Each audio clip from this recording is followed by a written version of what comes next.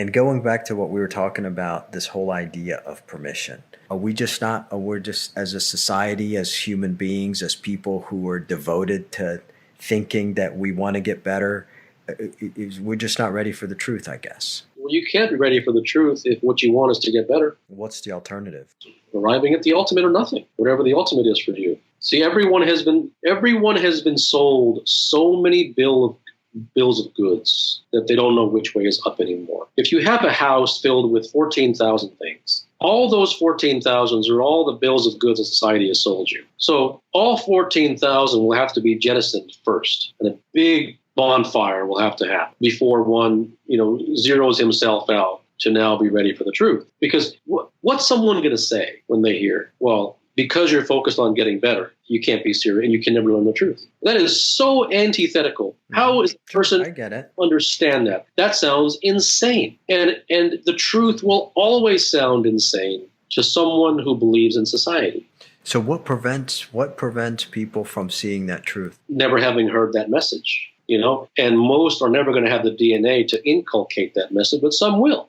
But when the only voice you hear is one voice, which is society's voice, the culture's voice, and the motivational speaker, and the priest, and the mindfulness expert, and the meditation instructor, and the Buddhist, and the Christian, and the whatever. When that's all you hear, then there really is very little opportunity except for the rarest DNA guy who knows that that's wrong out of the box. Okay, that guy is, he's already open to knowing that's wrong or they're ineffective.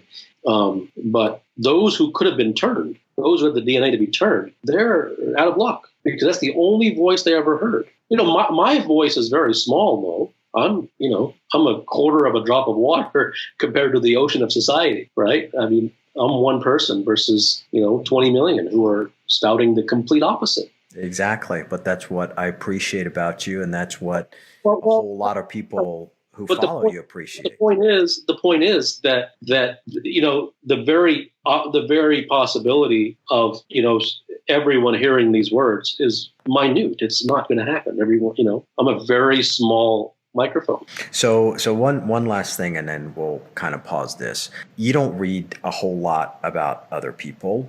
You don't follow a whole lot of people. You don't listen to the advice of anybody.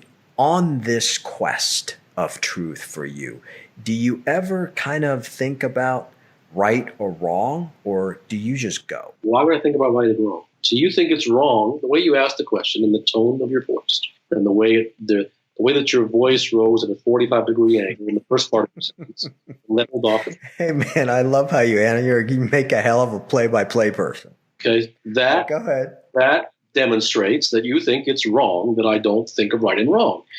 And no, I really don't. I'm curious. The 45-degree angle doesn't happen. That isn't a genuine question. That's a comment masquerading as a question with a question mark retrofitted on the end of it.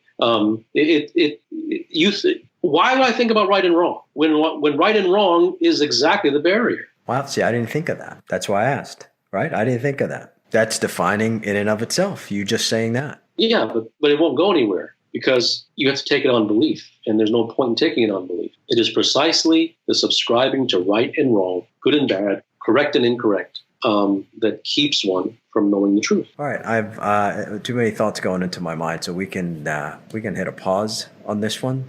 And thank you for continuing to enlighten me. Sure. Thank you.